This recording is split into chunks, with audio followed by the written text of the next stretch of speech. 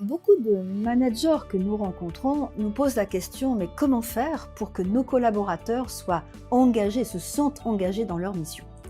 Alors on pourrait poser la question de savoir finalement, mais qu'est-ce que c'est qu'une personne engagée?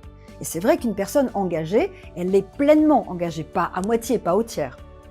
Alors, une personne engagée, pleinement engagée, veut dire que les 4 parties qui constituent une personne sont engagées dans la mission. Ces 4 parties, je vais vous les énoncer maintenant. La première partie, c'est le corps. On commence par le corps tout simplement parce que c'est lui qui réalise, c'est lui qui fait. Même par exemple, en ce moment, lorsque je vous transmets ce message, c'est bien mon corps qui le fait, c'est ma bouche qui parle. Donc, premier élément à engager, c'est le corps. Et ce corps doit vivre et non survivre, donc être sécurisé. Voilà pour la première partie.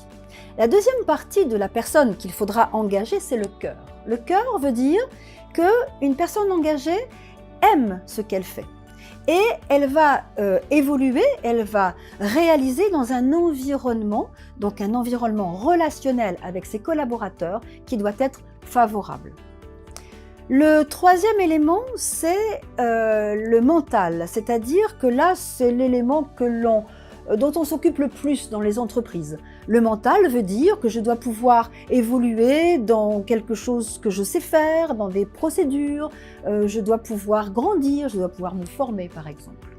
Ça, c'est le troisième élément, c'est le mental. Et enfin, le dernier élément, qui est également extrêmement important, c'est l'esprit. Quand on parle d'esprit, c'est à la fois la conscience et c'est à la fois le sens que je donne à ce que je fais. Donc, un manager qui souhaite engager durablement ses collaborateurs dans leur mission, va être attentif, va veiller aux 4 parties de chacune des personnes. Le corps, le cœur, le mental et l'esprit.